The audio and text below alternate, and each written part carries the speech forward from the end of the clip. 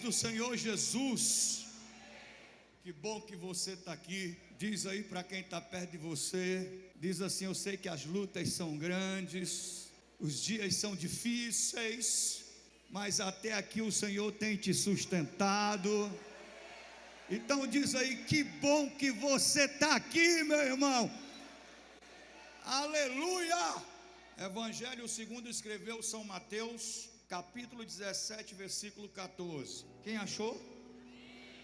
Quando chegaram aonde estava a multidão, um homem aproximou-se de Jesus, ajoelhou-se diante dele e disse: Senhor, tem misericórdia do meu filho. Ele tem ataques e está sofrendo muito, e muitas vezes cai no fogo ou na água. E eu trouxe aos teus discípulos, mas eles não puderam curá-lo. Respondeu Jesus: ó geração incrédula e perversa, até quando estarei com vocês? Até quando terei que suportá-lo? Traga o menino. Jesus repreendeu o demônio e este saiu do menino, que daquele momento em diante ficou curado. Então os discípulos aproximaram-se de Jesus em particular e perguntaram: por que não conseguimos expulsá-lo?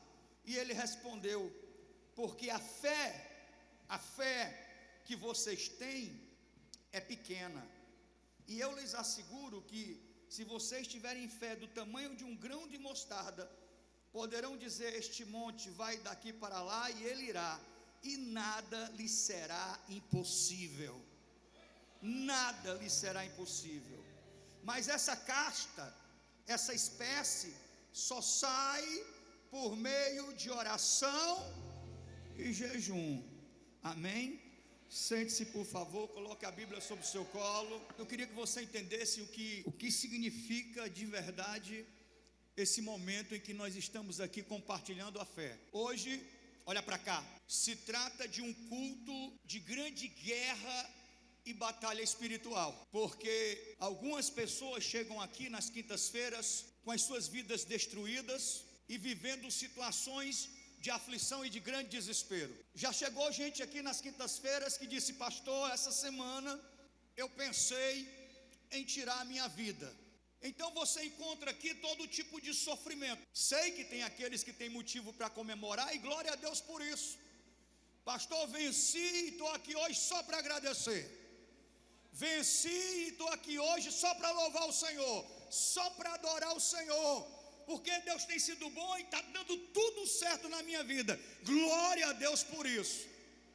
Mas outros chegaram aqui dizendo: pastor, está dando tudo errado, e eu estou vivendo uma situação de aflição e desespero. Olha para cá, olha para mim. A questão é tão séria que nesse dia de hoje é o dia em que nós, pastores, sofremos as maiores retaliações. A guerra espiritual é grande, as retaliações espirituais são grandes. Nós estamos aqui nesse exato momento. Eu queria que Deus abrisse os seus olhos espirituais para você entender que nessa atmosfera aqui existe uma guerra espiritual que está sendo travada agora. Você está me ouvindo? Há uma guerra espiritual que está sendo travada agora,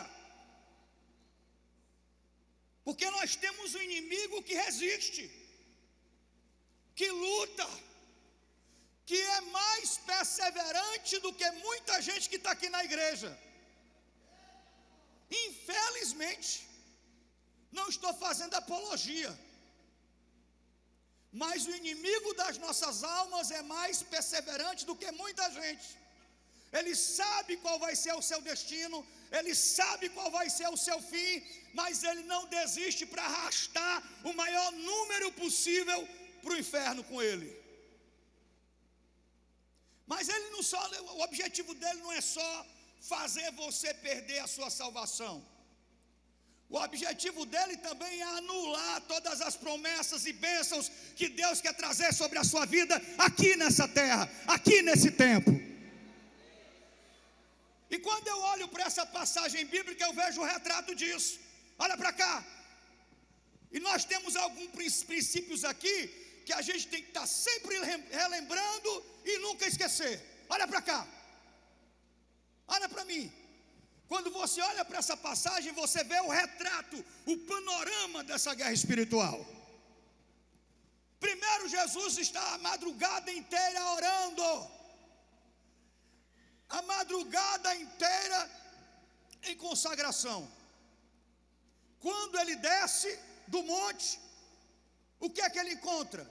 Guerra espiritual. Alguém está me ouvindo aqui?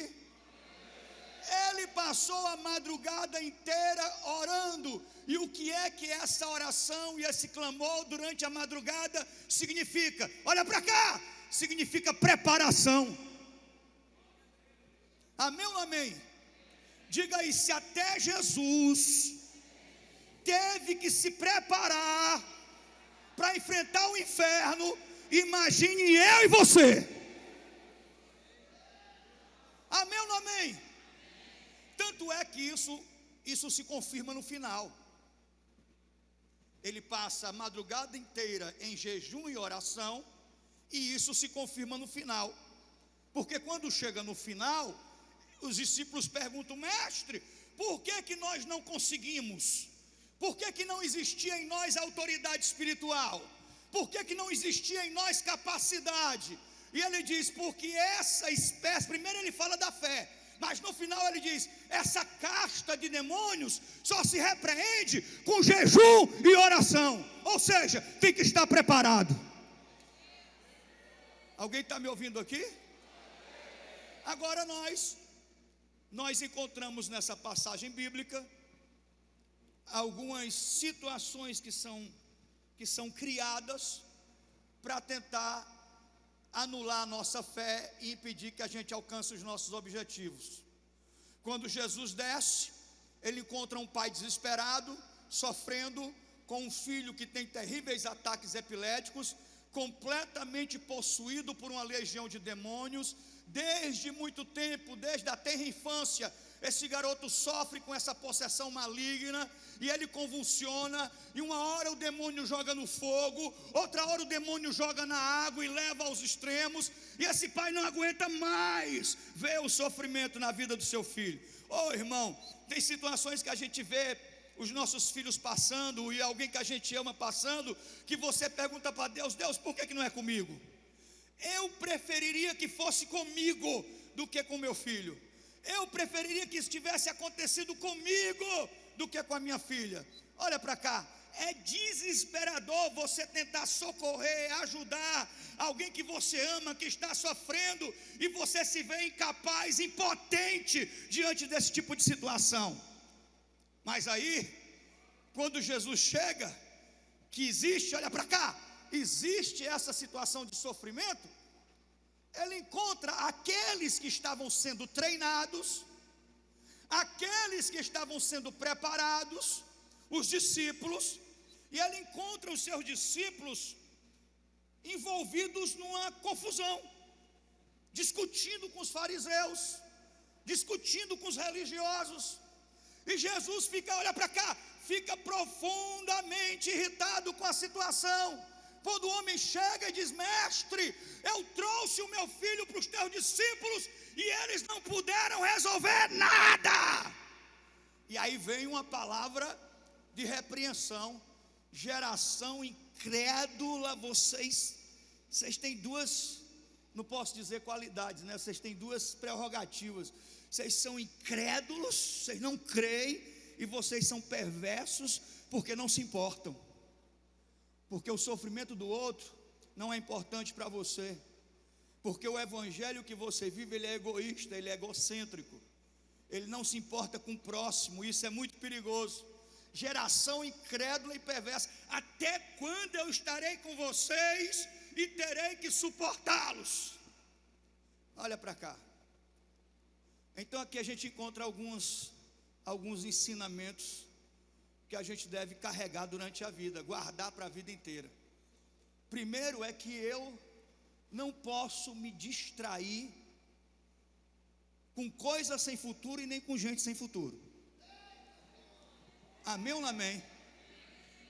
Você pode dizer isso para quem está perto de você: não se distraia, não perca seu tempo brigando, envolvido em conflito, em picuinha, em confusão, em resenha. Não perca seu tempo com coisas sem futuro e nem com gente sem futuro.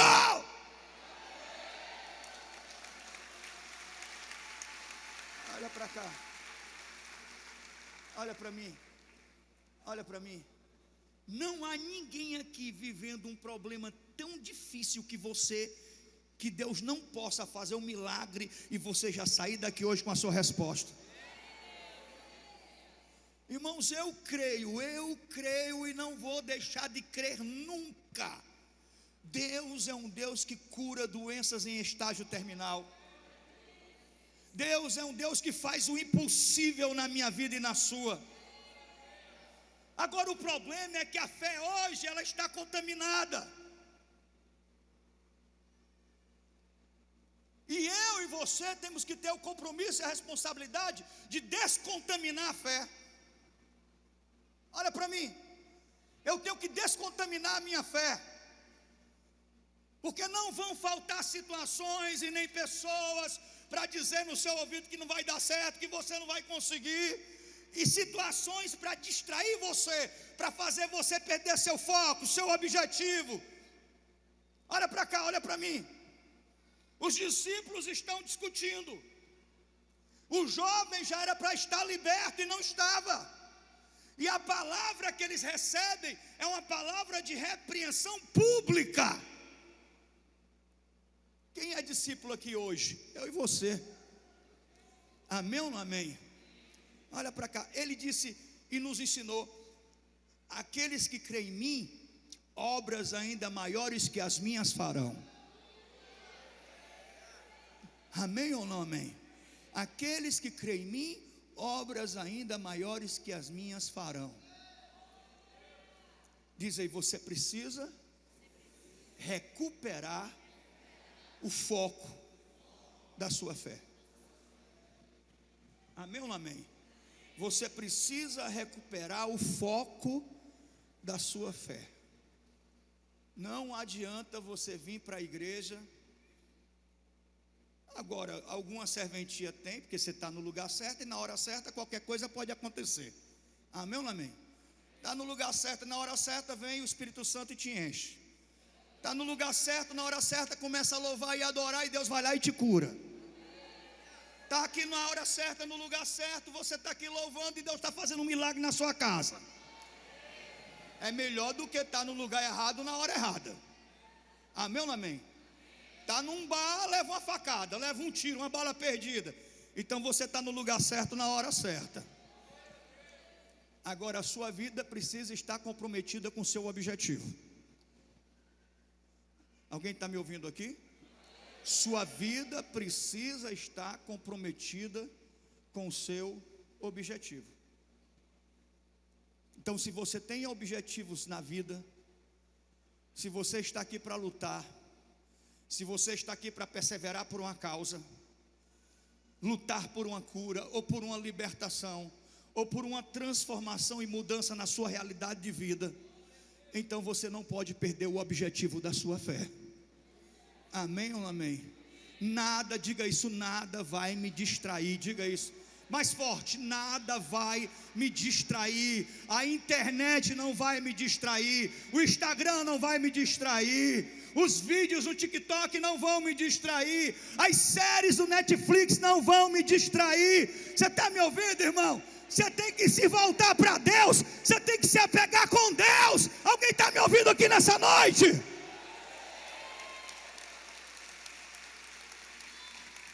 Olha para cá, olha para mim. Olha para mim.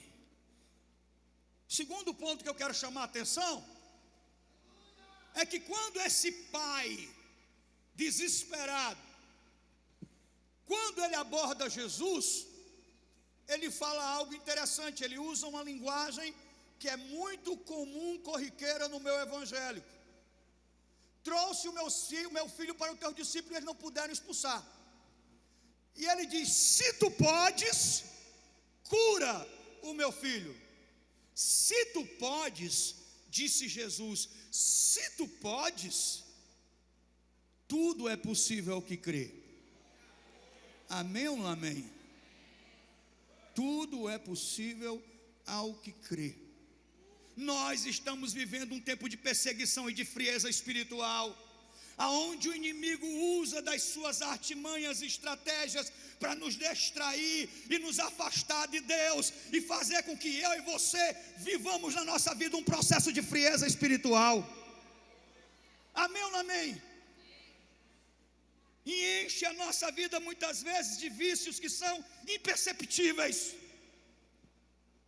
Imperceptível. As pessoas jamais reconhecem que elas estão viciadas numa rede social, horas e horas num celular, absorvendo conteúdo imundo, inútil, mas não consegue se livrar disso.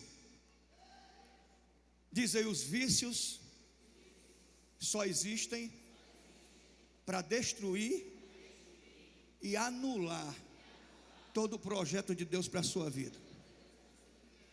Amém ou não amém? Eu estava vendo uma situação de um rapaz, não vou dizer quem é.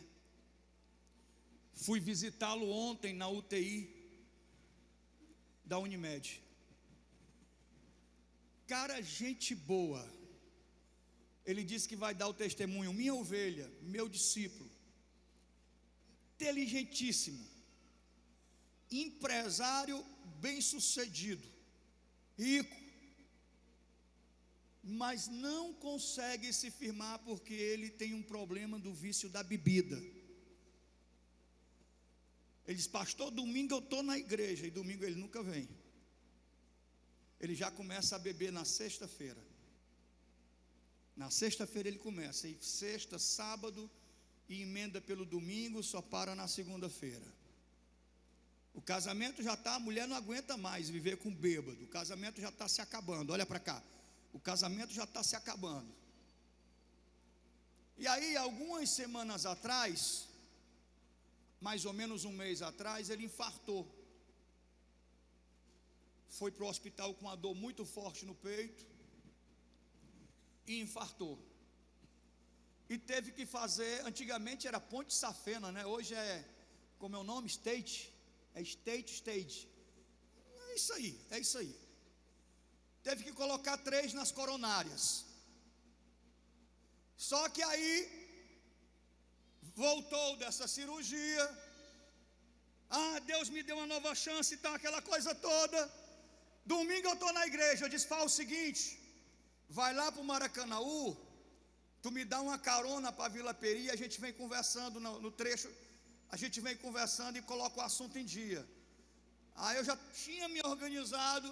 Quando foi no domingo, ele ligou dizendo, olha, não vai dar, estou resolvendo aqui um negócio, não vai dar para eu ir não. Eu disse, tá bom, a gente pode dizer nada, tá bom. Aí quando foi na segunda-feira, a esposa dele ligou dizendo, pastor, ele está na UTI, ele infartou de novo. Olha para cá. Eu disse, como assim? Pastor, ele começou a beber na sexta, operado do coração. Começou a beber na sexta, bebeu no sábado o dia todo. Sábado para domingo de madrugada ele estava colocando cerveja para gelar na geladeira. Passou o domingo todo bebendo. Chegou a hora do culto, eu disse, meu filho, vamos para a igreja. Meu filho, vamos para a igreja, vamos para a igreja, vamos para a igreja. Deus tem poder para resolver isso. Ele disse, não, hoje eu não vou não me enche o saco não. Quando foi na segunda-feira estava infartando e foi colocado numa UTI. Se operou ontem à tarde, mas graças a Deus agora já está em casa. Olha para cá, olha para mim. Olha como Deus é bom e quantas chances e oportunidades Deus nos dá. Amém ou não amém?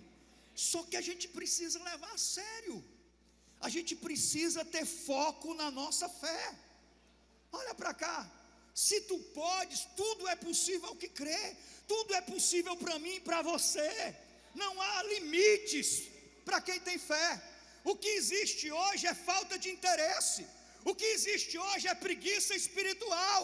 O que existe hoje é má vontade para Deus. Alguém está me ouvindo aqui? Olha para cá. Olha para mim. Se você foi decidir a partir de hoje ser na sua vida uma pessoa mais interessada, a sua vida muda. Por favor, diga isso para quem está perto. Você precisa ser uma pessoa mais interessada. Não, fala com força. Você precisa ser uma pessoa mais interessada. Olha para cá. Olha para mim. Não existe milagre sem preço. Quem está precisando hoje aqui de uma vitória? Fala sério. Quem está precisando hoje aqui de um milagre? Não existe milagre sem preço. Todo milagre tem um preço. Olha para cá, olha para mim. Todo milagre tem um preço. É o preço da lágrima, é o preço do quebrantamento, é o preço do arrependimento, é o preço da luta, é o preço da dedicação, da perseverança, do quanto a sua vida está de verdade comprometida com a sua causa, com o seu sonho. Alguém está me ouvindo aqui? Olha para cá. Diz, irmão, Deus chamou você para ser uma arma poderosa nas mãos dele. Diz aí, Deus chamou você para ser um transformador de vidas. As pessoas precisam ser impactadas pela presença de Deus que está em você. Olha para cá, olha para mim. Geração incrédula e perversa. Incrédula por quê? Porque se distrai com muitas coisas. E enquanto você está distraído com muitas coisas, sem perceber, a sua vida está mergulhando na mais absoluta frieza espiritual. Distanciamento de Deus. Perversa, porque não se importa mais. O coração, a alma não se importa mais. São aquelas pessoas que já estão dizendo assim, pastor, já estou calejada. Eu já orei muito pelo meu marido e ele nunca quis nada, então já entreguei nas mãos de Deus. Pastor, já orei muito pelo meu filho, ele nunca quis nada, eu já entreguei meu filho nas mãos de Deus. Pastor, já orei muito para Deus mudar essa situação, já até entreguei nas mãos de Deus, no sentido de dizer para Deus, entreguei nas mãos de Deus e já desisti. Olha para cá, olha para mim. E aí eu vejo o Senhor nos chamando a atenção, chamando a minha atenção e a sua. Chamando a minha atenção e a sua. Ei, você tem que voltar e resgatar os seus sonhos perdidos. Olha para cá. Você tem que resgatar os seus sonhos perdidos. Você tem que colocar na sua agenda, orar de novo por questões que há muito tempo você deixou no passado, e Deus, aquelas promessas que Deus fez no passado, Ele quer ainda realizar na sua vida. Elas estão perdidas e esquecidas por você, mas essas promessas não estão esquecidas por Deus. Alguém está me ouvindo aqui nessa noite?